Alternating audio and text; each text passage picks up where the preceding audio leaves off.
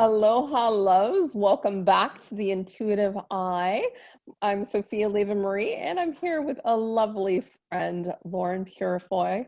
She is a consummate, I would say, champion and guardian of the earth, and she hosts energetic essences and facilitation that leads people in a deeper recognition of themselves and the earth. So I'm thrilled that you're here with me today.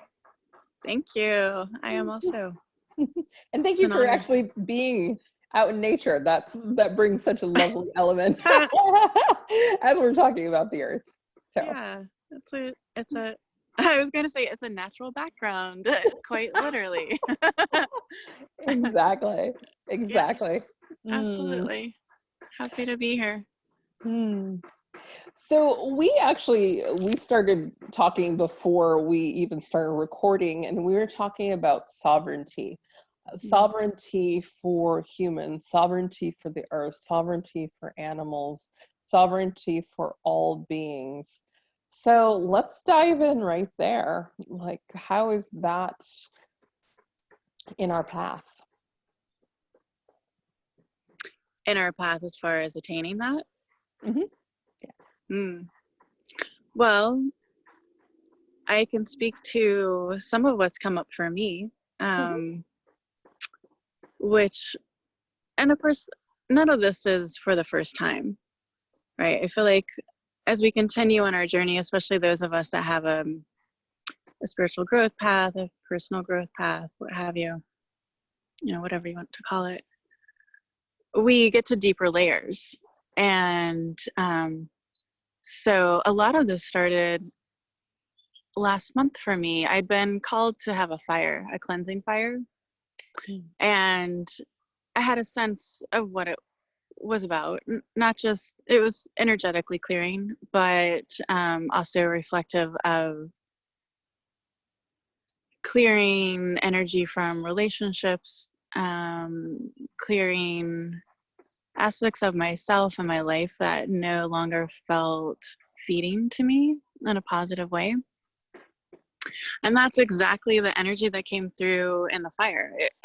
But on top of that, it was this energy of domination. And so this has been reflective for the feminine for lifetimes.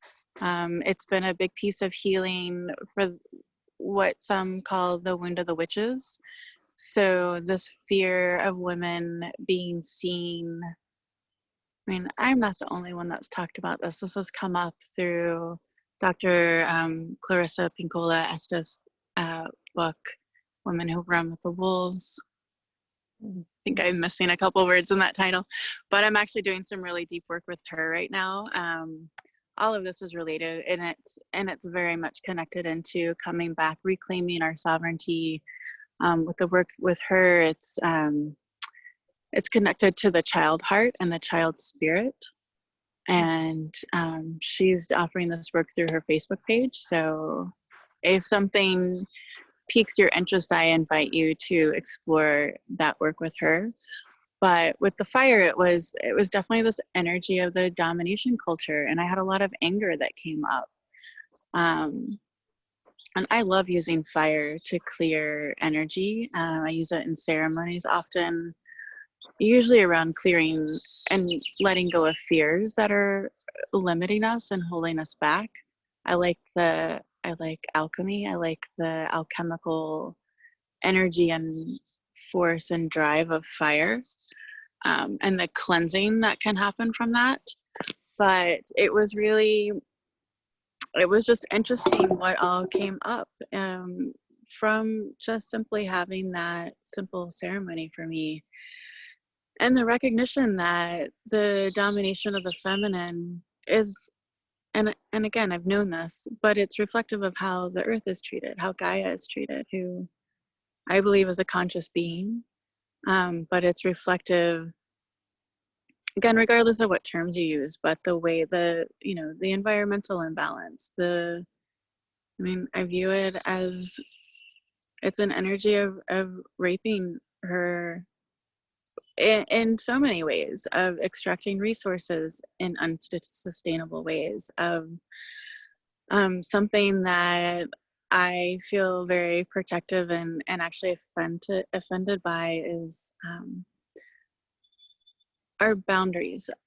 Going into the national forest and seeing fences up that are saying you can't enter this forest. Again, all of this is reflective. There's layers to it, as there's layers to all of this, but that's one way that it has come up for me and ways that I observe it. And so holding this energy, not only that we each individually know what our truth is, which I feel like that comes through listening to our heart and how we're guided and the heartscape, but also the sovereignty for everyone, that we are able to live freely. And then the piece of compassion comes up. And so that's a piece that I'm working on right now, is asking for compassion for humanity. I feel like we're seeing this in such dynamic ways.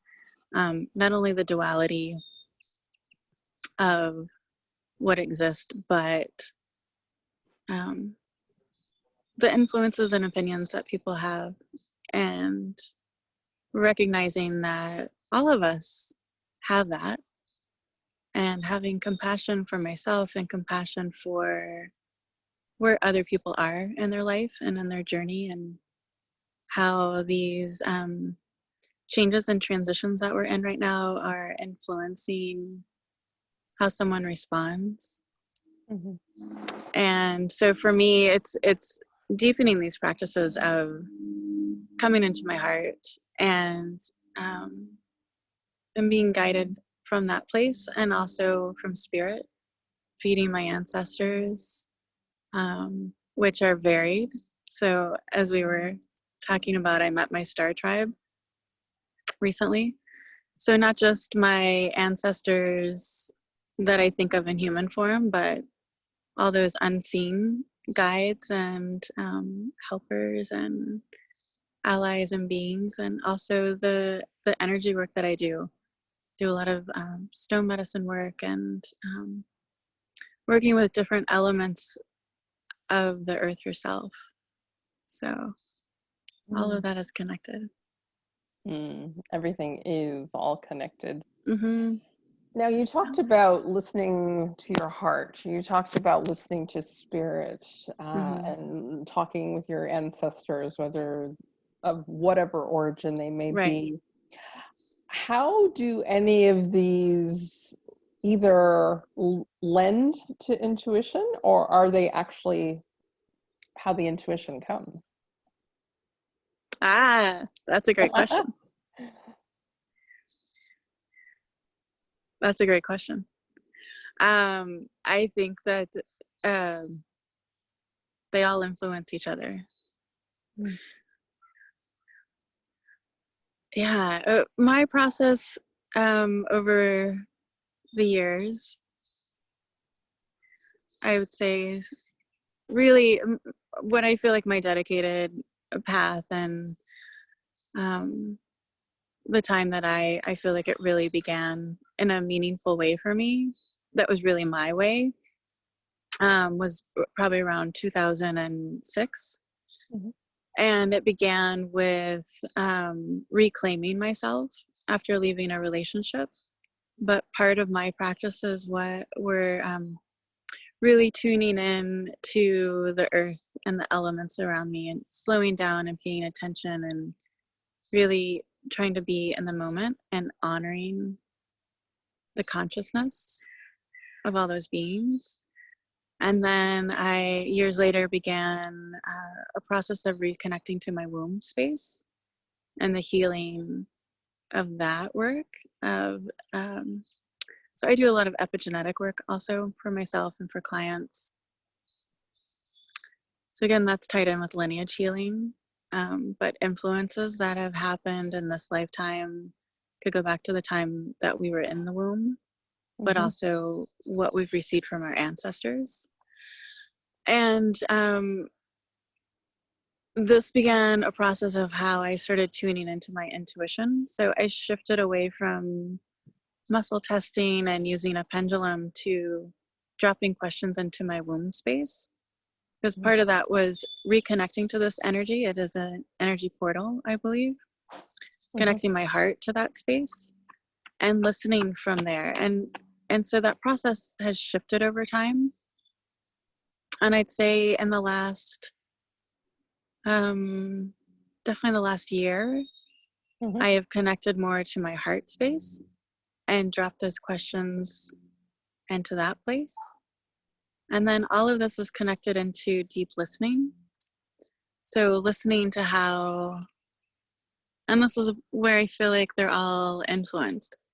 And we use these words, right, and these associations of spirit, intuition. I do feel like they're very similar, but a lot of it is it's paying attention to signs. It's seeing the connections with our dreams, and that's a process that I'm starting more intentionally in this past week. Paying attention to things that are meaningful to us, listening to those nudgings and promptings. And so they may come from our own higher self, our own guidance. They may come from how our guides are leading us. Yeah, I'm not sure if I'm answering this clearly, but I feel like they're all kind of woven together, and I feel like they're all important. And the more that we deepen into all of that, I feel like we hear in a clearer way and are guided with more clarity. But of course, that also involves a lot of self-care too, and self-awareness. And I also think shadow work's really important. And to me, that's a piece of being self-aware and seeing the aspects of ourselves that we don't want to look at or accept or reveal. And this is also connected to sovereignty for me. Yes. As you say, it's woven together. It's like this beautiful tapestry. You know, like underneath it may look messy or knotted or, you know, not what you would want to look at, but when you turn it over, once all the threads come together, then it's this beautiful finished product that is just often really awe-inspiring. Some of these tapestries have been really incredible. And just thinking as a human, if that is your energy, it's like this is the tapestry of your life, all those pieces of yourself, all those energies. And when we actually start to deepen into all those places, once we work with the shadow, once we're listening to the earth and connecting to the consciousness of our ancestors and listening to our body and our heart, how does that actually help us to connect to others? How do we actually go forward? And, you know, there's the energetic principle or the biblical principle as well, where two or more are gathered, their spirit is. So when we're doing this, how does it help us connect to others? And then what does that create? I think it creates greater possibilities. It broadens the support. I know for myself, I'm one of my other intentions is really calling in my soul tribe. Really having I know, right? I mean, Moonfire connected us, and I'm connected with her through the womb work, and you know, similar work that we do. I love how life guides us, and even with all the changes, life moves me often, and that's come from since I was, you know, little, actually, with my family. But it's continued, and I feel like part of it is that there are other people that I'm supposed to connect with for various reasons, as well as places on the earth that I'm supposed to connect with. So my time in North Carolina, I mean, that came about because I was frustrated with the energy of Portland in 2013, and I make bold moves often, and so within 3 months, I had closed my practice and given away most of my things and sold a lot of it, and I moved to Appalachia, and you know, and that deepened my stonework, and I met some of my soul family, and I met amazing beings, but it didn't feel like home for me. Um, and when I finally came to the place where I thought, oh, I met some of my tribe, and I feel like I really am ready to root here, I couldn't find a place to live, and also had left a relationship, and um, I wasn't able to transition on in the way that I needed to there, and so it occurred to me, oh, this time was done, and Yeah. made my next journey, which was reconnecting with my family and having some healing there.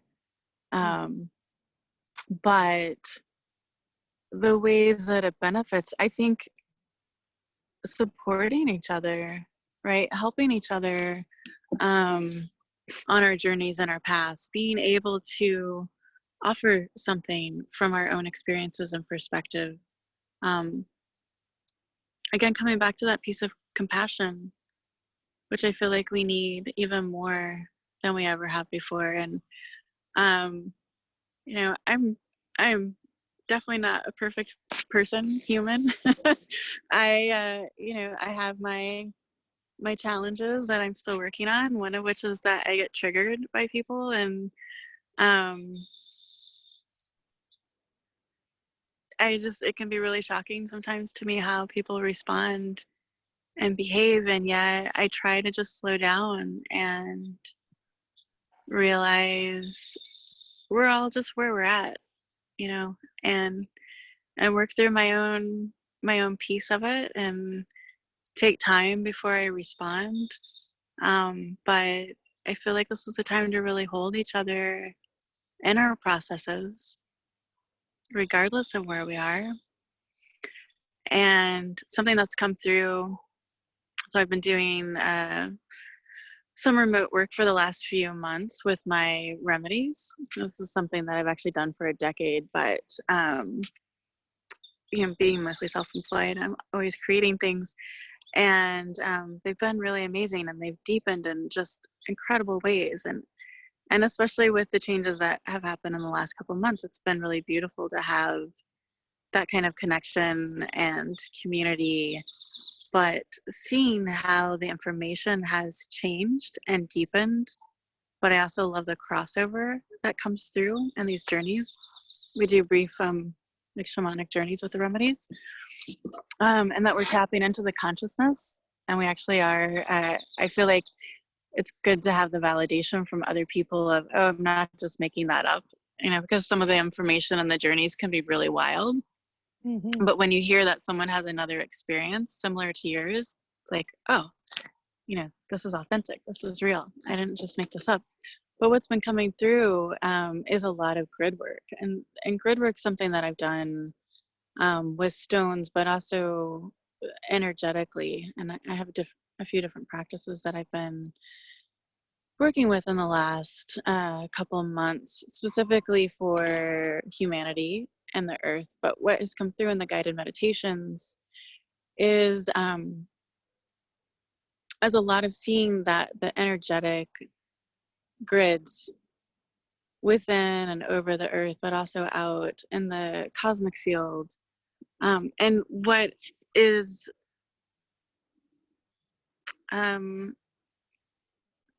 feel like the primary piece is the interconnectedness of us all and sending the love into the field, because I feel like that's the big piece that's going to help us transition with ease and to help shift the consciousness and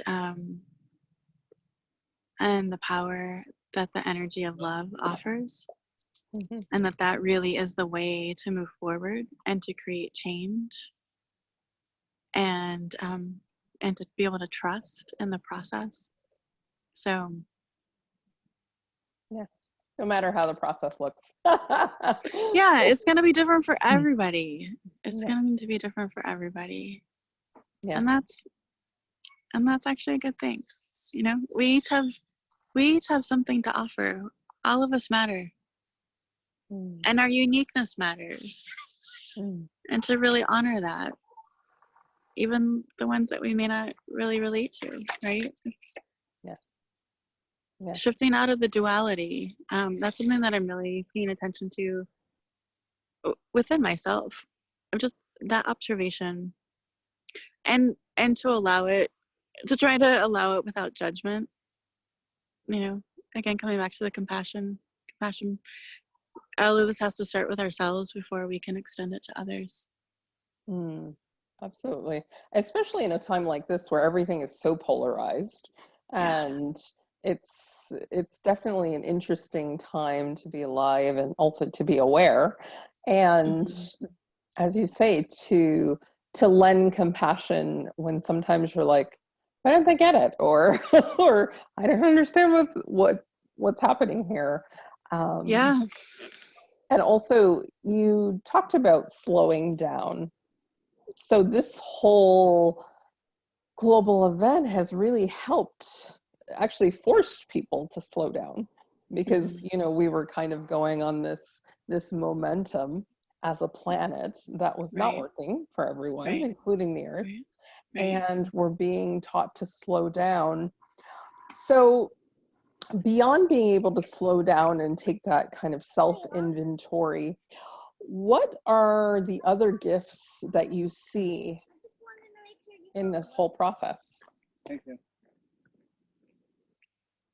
Hopefully simplicity and reassessment. I know that that's something that I went through, and I'm still going through, but one of the primary ways I've supported myself is as a body worker. And Mhm. so for 7 weeks now, I think, um, that aspect of my work has ceased. Right. And I don't know when that's going to change. And so it just, unfortunately, I have lots of interest and I follow my passions, but it was sitting with, so I've been a seed saver for a couple of decades and focused on heirloom gardening, and natural medicine's a part of my life, and um, natural healing, and all of that, all those pieces. But it revived my enthusiasm about gardening, and so not only for myself, but wanting to connect people to that. And I've had several workshops that I've wanted to teach for years. One is called Grids in the Garden. So how we can funnel in and connect to energy through stones Mm-hmm. to benefit our plants that are growing and connect to the earth, and incorporating grid work in our homes also for different intentions and energies and protections and cultivations. But yeah, just reassessing what is it that I want. And I know that, again, over the last several decades, being close to the earth and living on land is something that I go into the city, and then I went to I went to live on land again. And we were talking either last night, I think through text, of my interest and desire of living more sustainably, and that's a vision that I have for the earth. I feel like moving forward, that is the direction that has to happen, and we have the technologies available for all of it. But I do believe that there's been, again, coming back to domination culture, there's been a different, trying to be selective about the words that I use, there's been a different emphasis, and so coming into balance. For, again, this affects all beings. All of us have benefits to having cleaner air and cleaner water and cleaner food. We're seeing the impacts of that all over the world. And so in this pause, some of that is quickly reverting, which is wonderful, and Mm-hmm. hopefully showing the benefits of it. I know that herb companies and seed companies and nurseries are slammed right now. They're not actually able to even keep up with orders, which is a beautiful outcome. And connecting people back to that of growing food, and You know, because of especially those of us in Western industrialized societies. You know, I've eaten seasonally for a long time, for a number of reasons, but you know, like, we're not supposed to be able to have grapes and strawberries in January in North America. You know, Hawaii is different. You have a different climate there.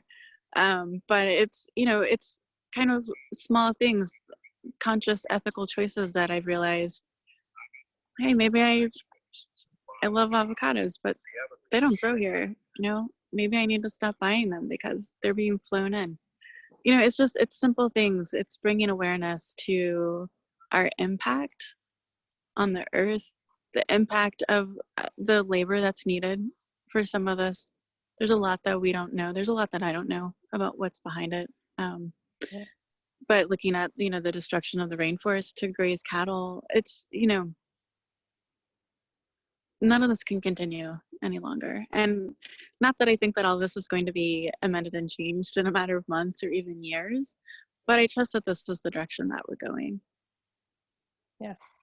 Yes. I love when you started to answer this question. The kid who walked by, well, he said, "We're on the path too," and I just thought Oh, that didn't was he? so perfect. Oh, I love that. I didn't notice that. I also just thought, oh, I don't even remember what the question was that you asked me because I don't talk in linear ways. And my life doesn't unfold that way. But yeah, paying attention to Either. signs. I was thinking on my way over here that, and as I just talk about sustainability and I come and drive, you know, into the forest, you know, like I said, I'm not perfect either. I try to be mindful. I'm gonna try to get a change my car that I have too. But I saw some sign. It was something along the lines of helping people to see something differently. And then the next thing I noticed was a van, and it had love Mm. painted across the whole. So I don't know what, you know, it was a commercial vehicle, but again, paying attention to those things. Yes, Those messages are all around us. absolutely. And for me, it's those little, you know, other people talk about this too. It's those little confirmations from life saying, yes, you know, those little whispers, those little signs of like, yes, go this way. Because we Mm. always have a choice. And there's often big crossroads. Um, and I very much have been in this place of, I'm faced with several big choices right now, and not wanting to make the, you know, the wrong decision. And I know that there's not a wrong decision. There's growth from all of it, but really wanting to be in alignment for what is important to me in the direction that I'm wanting to go. And even then, it still will happen. I'll Mhm. just have different experiences of it. So, oh yes, it's the slowing down, coming back to what really matters to me, what feeds my spirit.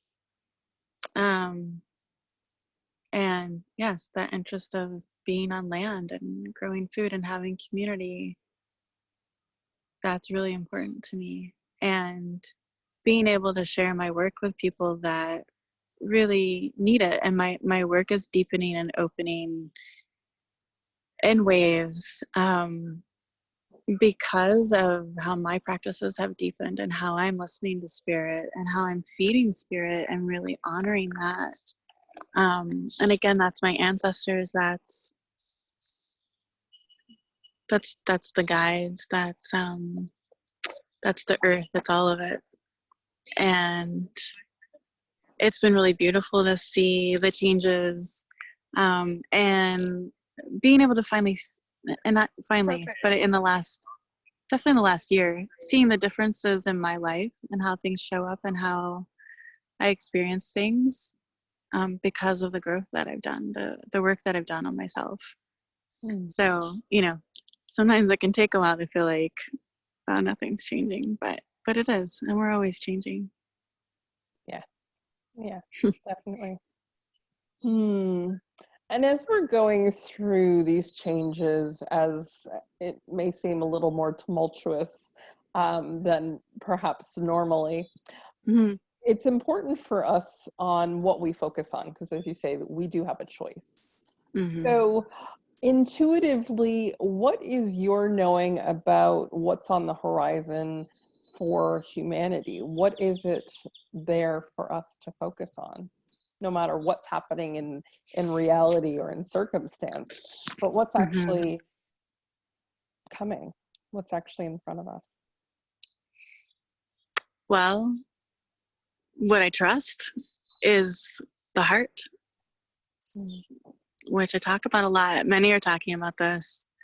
Dr. Joe Dispenza is talking about this. Some ceremony I did with the candomblé, with Liv Wheeler, who channels the little ones. The like, they're known by different names in different parts of the world, but you could think of them as the leprechauns or the fae. Other people who tap into the galactic star system. Everyone that at least is in my kind of sphere, what I pay attention to is talking about the power of the heart, and which is the path of love. I trust in the slowing down and hopefully the reassessment of what really matters, and um, and the hope for more compassion for ourselves and others, and the earth and all beings, that the path of the heart is what's leading us, because it's a powerful force. And I know from paying attention to my body how I literally, tangibly am constricted and locked down and in my head and in fear, or the constriction of fear when I'm in that kind of mindset, versus the expansion and the possibilities and the guidance that comes through when I'm in my heart. Mm. Even when I don't know how anything's going to go, but I know how it feels for me, and that you can open up to so many possibilities that exist when we're in that place. And really, if we tap into quantum medicine and quantum possibilities, and if you, which I do, believe that there's multiple dimensions, there's so much more out there. There's so many possibilities. And so I know that connecting to the heart allows those possibilities to come forth for us.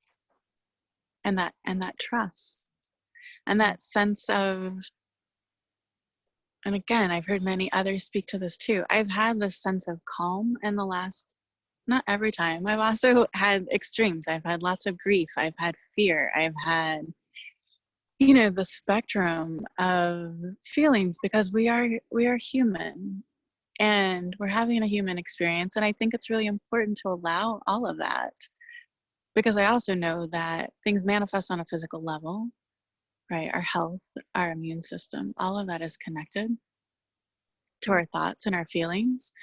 But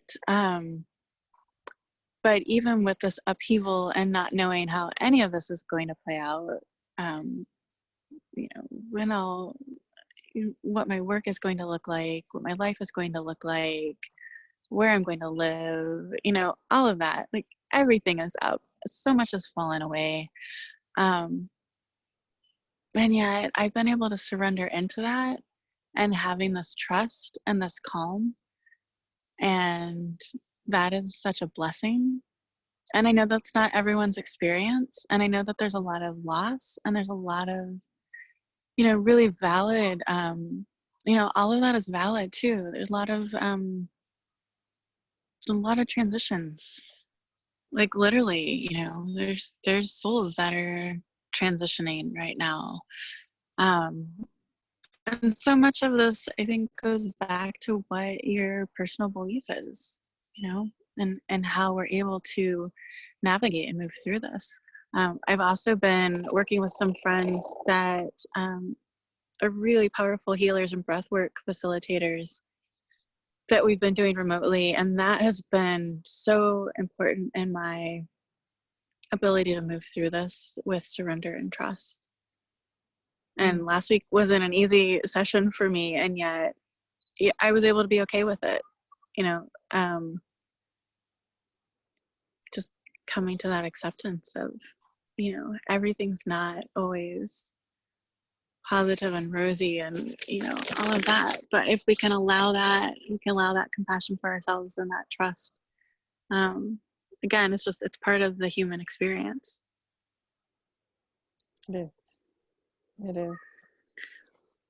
And as we're going through this experience, just to end, since you are so in love with Mother Earth and with seeds and planting, what is one seed that you could plant for our audience as they go through the next level of whatever this experience is going to be? Well, I feel like I'm having similar themes come through with all of these questions, but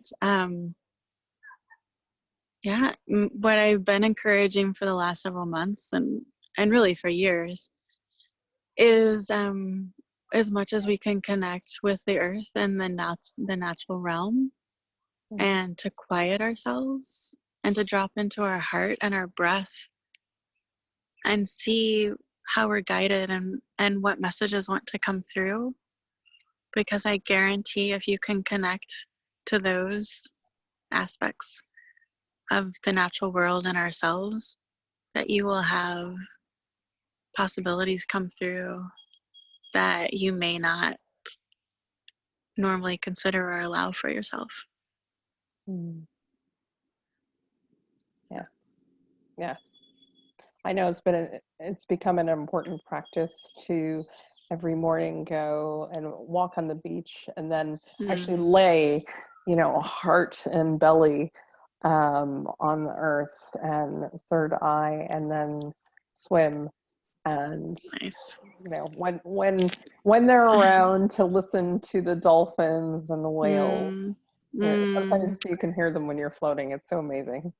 That would be incredible. I have a friend who she channels the whales. Like, she literally channels the whales, and it has busted my heart wide open. Just there's a lot of beauty. There's a lot of beauty. Yeah. And I encourage people to try to see that. Because and honor it is there. Yeah, it's there.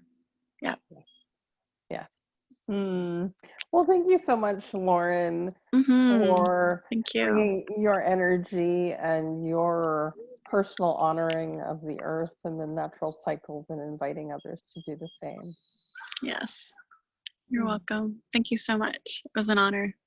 And for our audience, again, thank you. And perhaps think on it. What way can you start to add even more connection with the earth, even more honoring of the earth, the natural cycles, no matter where you live, no matter what access you have? What can you do to open that awareness into the earth? So play with that question, start to feel into it, feel into your heart, your womb, and let us know. Sending you so much love from the intuitive eye, and we will see you very soon. Much love and love. Thanks, Sophia. You're welcome.